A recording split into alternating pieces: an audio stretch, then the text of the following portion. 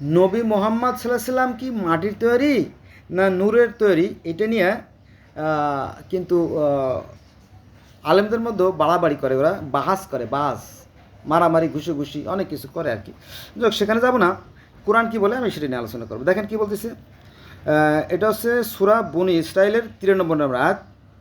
এখানে বলা হয়েছে, আমি তো কেবল একজন মানুষ, একজন রাসূল। নবী মুহাম্মদ সাল্লাল্লাহু আলাইহি ওয়াসাল্লাম নিজে বলতেছে, নবী মুহাম্মদ সাল্লাল্লাহু আলাইহি ওয়াসাল্লাম বলতেছে যে আমি আনা বাশারুম মিসলুকুম, আমি তোমাদের মতো একজন মানুষ, একজন রসুল। আবার আছে, আরও আছে, দেখেন যে বলো, আল্লাহ বলতেছে মোহাম্মদ তুমি বলো, বলে ওদেরকে জানাই দাও বিষয়টা কি, বলো আমি তো একজন মানুষ তোমাদের মতোই। এটা আছে সূরা কাহাফ আয়াত নম্বর 110। এরকমটি আরও বহু বহু আয়াত পাবেন। যেমন আরেকটা আয়াত বলি, এটা হচ্ছে সূরা আম্বিয়ার 7 নম্বর আয়াত। এখানে বলা হয়েছে যে তোমার পূর্বে, নবী মুহাম্মদ সাল্লাল্লাহু আলাইহি ওয়াসাল্লাম বলতেছে তোমার পূর্বে আমি প্রত্যাদেশ মানুষই পাঠিয়েছিলাম। তো এরকমটি আরও বহু বহু আয়াত বলা যেতে পারে, তো সেখানে যাব না। তো আসলে নবী মুহাম্মদ সাল্লাল্লাহু আলাইহি ওয়াসাল্লাম কি একজন মানুষই ছিলেন, তিনি জন্ম মৃত্যুর অধীন ছিলেন এবং পৃথিবীর প্রত্যেকটা প্রাণীকেই মরতে হবে। হ্যাঁ, এটাই সত্য। তিনি মারা গেছেন এবং তার আত্মা সেই আত্মার জগতে চলে গেছেন, অদৃশ্য জগতে চলে গেছেন, সৃষ্টিকর্তার সেই জগতে চলে গেছেন আর কি। এটাকে আবার আমাদের ইসলাম ধর্মের কাছাকাছি যে আমাদের যেহেতু পাশে ভারত, তারা তো বেশিরভাগই হিন্দু ধর্মে কিন্তু তারাও কিন্তু কম বাড়াবাড়ি করে না, তারাও বাড়াবাড়ি করে। যেমন তারা এই যে শ্রীকৃষ্ণ কিন্তু একজন মানুষ, শ্রীকৃষ্ণ একজন মানুষ ছিলেন, সাধারণ মানুষ ছিলেন, তবে তিনি একজন মহৎ মানুষ ছিলেন, অনেক ভালো গুণের অধিকারী ছিলেন। কিন্তু তাকে তারা কেউ কেউ বলে ভগবান, স্বয়ং ঈশ্বর। এটাও মিথ্যে কথা। কারণ বলি, আপনারা তো জানেন না, অনেকেই হয়তো কেউ কেউ জানেন, এই শ্রীকৃষ্ণের নানার নাম ছিল অর্জুন সিং এক, এর মামার নাম ছিল কংস, বাবার নাম ছিল বাসুদেব, মায়ের নাম ছিল দেবকিরানী, ভাইয়ের নাম ছিল বলরাম, বোনের নাম ছিল সুভদ্রা, এবং সুভদ্রার যে স্বামী সে ছিল সেই যুদ্ধের সারথি, সে ছিল হলো অর্জুন। তারপরে শ্রীকৃষ্ণের যে স্ত্রী ছিল, একজনের নাম ছিল জাম্বুবতী, আর একজনের নাম রুক্মিণী, আর একজনের নামটা মনে নাই, 3 জন স্ত্রী ছিল।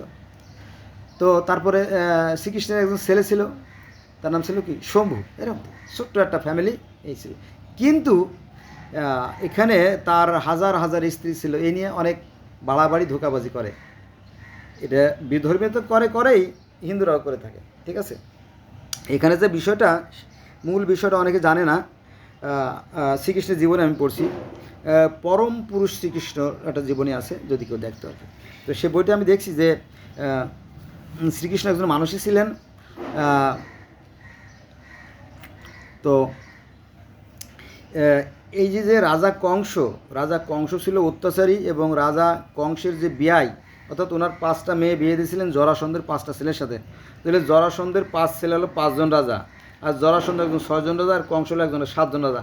একজন 7 জন রাজা যদি একত্রে মিলিত হয়, তাহলে শক্তিটা কত বিশাল শক্তি হয়, কত ব্যাপক শক্তি হয়, বুঝতে পারছেন। তো এই শক্তির গরমে তারা টিকতে পারে নাই।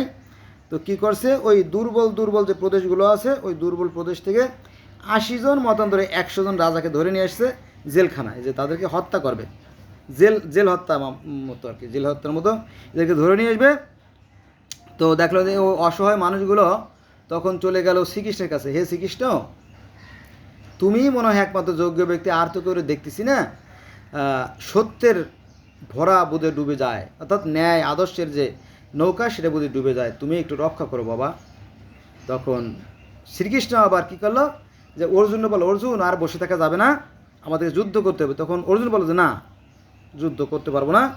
কার সাথে যুদ্ধ করবো, সবাই তো নিজেরা, ওদিকে মামা, এদিকে চাচা, ওদিকে কালু, এদিকে ফুফা, ওদিকে ভাই, এদিকে বন্ধু, ওদিকে হ্যাঁ, নিজেরা না, নিজেরা হলেও এখানে শয়তান ঢুকে গেছে, যুদ্ধ তোমাকে করতে হবে। তখন যুদ্ধ শুরু হয়ে গেল। তো এই শ্রীকৃষ্ণকে নিয়ে অনেক কথা আছে। কেউ কেউ বলে যে এই যে কুরুক্ষেত্র যুদ্ধে যে আপনার প্রায় 40 লক্ষ, 40 লক্ষ কিছু কম ছিল, যদিও সামান্য কম।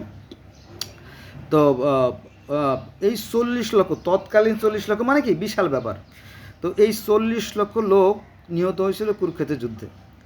তো এটা নিয়ে অনেকে আফসোস করে যে যদি শ্রীকৃষ্ণ ইচ্ছে করতেন তাহলে এই কুরুক্ষেত্রের মতো ভয়ানক যুদ্ধ বাড়ত না, আর এই সমস্ত লোক অকালে জীবন হারাতে হতো না। এরকম একটা দোষারোপ করে শ্রীকৃষ্ণকে। তো এরকম বিষয় আর কি। কেউ বলে যে সে ছিল কি, কেউ বলে শ্রীকৃষ্ণ ছিল কি নরহত্যাকারী, তার মানে সে ছিল কি খুনি। ভালো করে খেয়াল রাখবেন কিন্তু, it is a most important sentence. কেউ কেউ মানে হিন্দুদের মতো কেউ কেউ বলে যে এই শ্রীকৃষ্ণ ছিল একজন ঘাতক, একজন খুনি, একজন মার্ডারার। একজন খুনি ছিল এই কৃষ্ণ। উনি ছিল খুব অত্যাচারী, এও ছিল খুব জালেম, সে 40 লক্ষ লোক হত্যা করছে। এটা হলো এক পক্ষের কথা। দ্বিতীয় আর এক পক্ষ বলতেছে যে না, আমাদের শ্রীকৃষ্ণ হচ্ছে স্বয়ং ভগবান, তিনি না হলে এই 80 জন রাজা বা 100 জন রাজা ওই দিন কতল হয়ে যেত, ধ্বংস হয়ে যেত, মারা যেত, হত্যা হয়ে যেত, তাই না? তো দেখেন যে কেউ বলে সাধু আর কেউ বলে শয়তান। যেমন আমাদের এই যে গত 5/8/2024 তারিখে যেমন প্রধানমন্ত্রী শেখ হাসিনা চলে গেল বিদেশে পালাইয়া, এখন প্রত্যেকটা এমপি, প্রত্যেকটা মন্ত্রী, প্রত্যেকটা সচিব, প্রত্যেকটা ডিসি, এসপি, ইউনো, টিওনো, ওসি সব যার পালাইছে। কেউ মাটির গর্তে পালাইছে, কেউ আত্মীয়র বাড়িতে, কেউ বিদেশে, বিভিন্ন জায়গায়, আর এখনও ধরা পড়তেছে। এই যে গতকালকে বা 2 দিন আগে আরাফাত হোসেন সাহেব, এই আপনার গুলশান বনানী যে এমপি, তিনি ধরা খেয়ে গেলেন আর কি। এভাবে ধাপে ধাপে মানে ধরা পড়তেছে আর কি, বিভিন্ন জনের ধরা পড়তেছে। কেউ গণধোলাই দিচ্ছে, বড় বড় বাঘা বিচারপতি বলেন আর অন্য পতি বলেন, সব পতিরা এখন ধরা খেয়ে যাচ্ছে। ঠিক আছে, এরকম আর কি। তো আমরা কেউ কেউ আবার ভগবান মনে করে, আর কেউ মনে করে শয়তান। দেখে যে এই বিষ কিন্তু ঘোড়ার শরীরে কোনো কাজ করে না, অন্যের জন্য জীবন নাশকারী। এরকম অনেক রহস্য বন্ধুরা। তো যাই হোক, কথা যদি আমি বলি সারা মাস সারা বছর করে যদি পড়ি তাহলে কথা ফুরাবে না। আপনারা চিন্তা করে দেখবেন যে এই যে শ্রীকৃষ্ণকে কেউ বলে ভগবান আর কেউ বলে বেটা ছিল হত্যাকারী, খুনি, 40 লক্ষ লোককে হত্যা করছে। তাহলে কি মেললো না? আবার নবী মোহাম্মদ সাল্লাল্লাহু আলাইহি ওয়াসাল্লাম বলে যে নবী মোহাম্মদ সাল্লাল্লাহু আলাইহি ওয়াসাল্লাম তো 95 যুদ্ধ করছে, লক্ষ লক্ষ মানুষকে হত্যা করছে, এবং আরব থেকে প্যাগান ধর্ম 1, তারপরে আপনার হানাফাইট ধর্ম 2, ইহুদি ধর্ম 3, খ্রিস্টান 4 ধর্মের সবদাকে ওই আরব ছাড়া করছে। উনি ছিল খুব জালেম অত্যাচারী লোক। এলে এক ধরনের বলতেছে, আর বলছে না, আরেক গ্রুপ বলতেছে না, উনি হলো পৃথিবীর সর্বশ্রেষ্ঠ মানব, যাকে সৃষ্টি না করলে কোনো কিছু সৃষ্টি করা হতো না। বন্ধুরা, তো আমি মাঝখান থেকে বলতে চাই যে এই সমস্ত বাড়াবাড়ি না করে চলেন আমরা মানুষ হই। আমরা যখন মায়ের গর্ভে থেকে বের হই, মানুষ রূপে বের হই, পরে আমাদের কানে কানে মন্ত্র পড়ে ফু দেওয়া হয়। ফু দিয়ে আমাদেরকে কাউকে বলে ইহুদি বানায়, কাউকে খ্রিস্টান বানায়, কাউকে মুসলমান বানায়, কাউকে বানায় সনাতন, কাউকে বানায় বুদ্ধ।